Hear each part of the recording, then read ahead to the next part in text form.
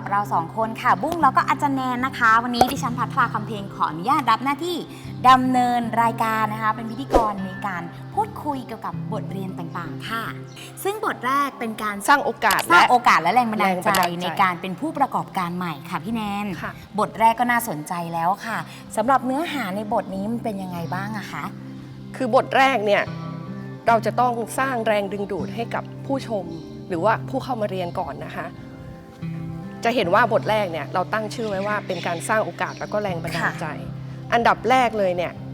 เราคงจะต้องสร้างแรงบันดาลใจก่อนเพราะว่าการเป็นผู้ประกอบการใหม่เนี่ยไม่ใช่ว่าใครนึกอยากจะเป็นก็เป็นได้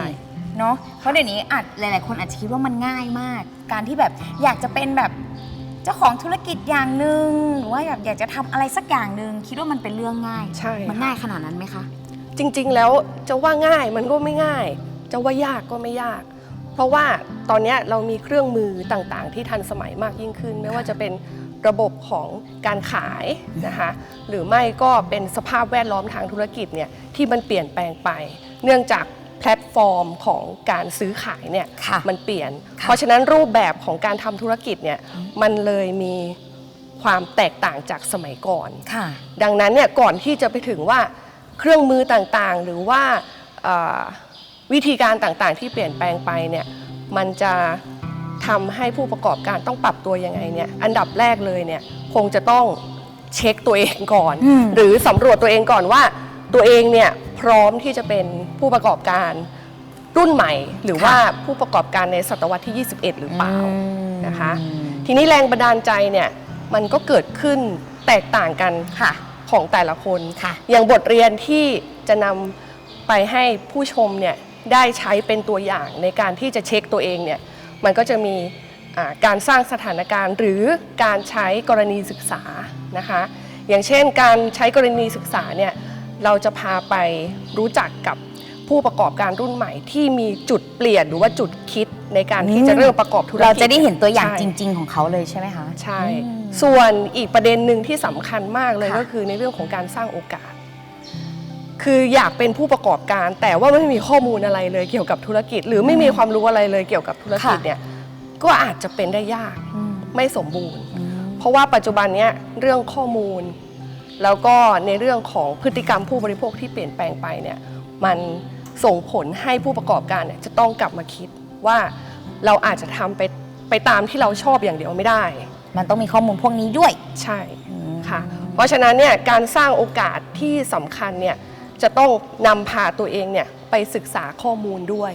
นะคะทีนี้สิ่งที่ผู้ประกอบการรุ่นใหม่จะต้องศึกษาเนี่ยแน่นอนที่สุดก็ต้องศึกษาในรูปแบบของการตลาดที่มันเปลี่ยนแปลงไปนะคะกิจกรรมต่างๆที่เปลี่ยนแปลงไปไม่ว่าจะเป็นกิจกรรมการขายที่จะเป็นเรื่องของระบบออนไลน์นะคะหรือบริษัทรุ่นใหม่ที่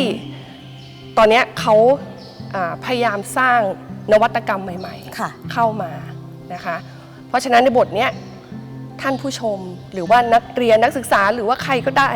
หรือใครก็ตามที่สนใจเนี่ยจะต้องเช็คตัวเองก่อนค่ะแล้วเนื้อหาในบทนี้มันมีอะไรบ้างคะพี่แนนที่เราจะต้องเรียนรู้ไปด้วยกันก็จะแบ่งเป็น3ส่วนใหญ่ๆนะคะส่วนแรกเนี่ยก็จะเป็นในเรื่องของการสร้างโอกาสก่อนนะคะการสร้างโอกาสก็คือสภาพการแวดล้อมที่เปลี่ยนแปลงไปมีอะไรเปลี่ยนแปลงบ้างมีเทรนด์ใหม่ๆอะไรเข้ามานะคะในวิดีโอแรกก็จะเป็นในเรื่องของเทรนด์ใหม่ๆยกตัวอย่างเช่นสตาร์ทอัพอย่างเงี้ยในวิดีโอก็จะมีเรื่องสตาร์ทอัพสตาร์ทอัพก็จะเป็นนโยบายใหม่ที่ประเทศเนี่ยให้ความสนใจเพราะว่าประเทศเราเนี่ยปัญหาที่เกิดขึ้นเนี่ยมันจะเป็นเรื่องของการติดกับอยู่กับประเทศที่มีรายได้ปานกลางบุ้งเข้าใจคำว่าติดกับดักรายได้ปานกลางไหมคะเคยได้ยินไหมไม่เคยได้ยินค่ะปกติเนี่ยประเทศเราเนี่ยจะมีการพัฒนาเนาะแล้วเราก็จะได้ยินคำว่า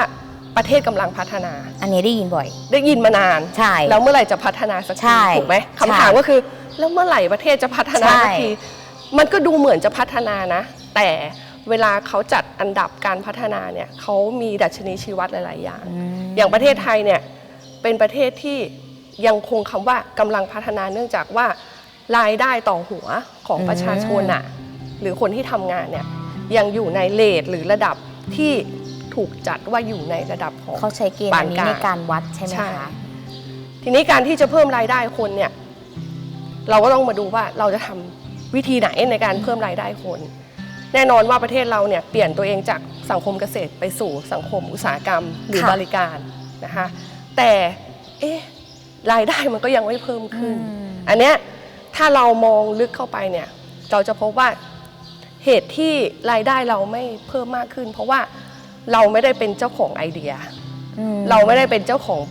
ค่ะ สินค้า ค่ะ โดยแท้จริง อืม เรามักจะถูกจ้าง อ่ะ แล้วก็ถูกรับคำสั่งให้ทำ ค่ะ คือไม่ได้เป็นคนครีเอทว่างั้นเถอะไม่ได้เป็นคน แรง ต้น งาน คิด ซะมากกว่า ใช่ ค่ะ เพราะฉะนั้นเนี่ยนโยบายสตาร์ทอัพที่เกี่ยวข้องกับผู้ประกอบการก็คือ เน้นให้ผู้ประกอบการเนี่ยมีความคิดสร้างสรรค์ที่จะเป็นเจ้าของแบรนด์ แล้วก็คิดด้วยตัวเองตั้งแต่ ค่ะ ต้น ค่ะ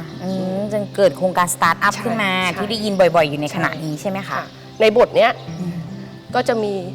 คนที่เป็นสตาร์ทอัพเนี่ยมาพูด มา ใช่แล้วก็มาเล่าถึงแรงบันดาลใจที่ ค่ะ ทำไมเขาต้องเป็นสตาร์ทอัพ ดีค่ะดีหลายๆคนจะได้เป็นตัวอย่างให้กับอีกคนที่อยากจะเป็น แต่จะไม่บอกว่าจะเจอธุรกิจอะไร แต่แน่นอนจะต้องเป็นธุรกิจที่โดนใจทุกคน ค่ะ อยากจะให้ทุกคนไปติดตามชมมากกว่า จะได้ลองเข้าไปคลิกชมนะคะ อืม ว่าจะเจอกับธุรกิจอะไร ดี ตอนนี้ยังไม่บอก รอลุ้น ใช่ใช่ เดี๋ยวพาไป ค่ะ นะคะ ได้เจอกับนักธุรกิจที่เป็นตัวอย่างของสตาร์ทอัพด้วย แล้วก็เป็นตัวอย่างของการเป็นนักธุรกิจรุ่นใหม่ด้วยใช่ไหมคะแล้วก็ใช้เทคโนโลยีต่างๆ มากมาย เดี๋ยวบุ้งพาไปรู้จักกับตัวอย่างที่อาจารย์แนนบอก ค่ะ ในวันนี้ด้วย โอเค นะคะ ค่ะ ให้ได้รู้ว่าวันนี้เราจะเจอกับนักธุรกิจคนไหน และธุรกิจของเขาเป็นยังไง การเริ่มต้นแรงบันดาลใจต่างๆเนี่ยมันจะเกิดอะไรขึ้นบ้างของการทำธุรกิจของเขา เดี๋ยวเราไปชมในบทเรียนนี้พร้อม ๆ กันค่ะ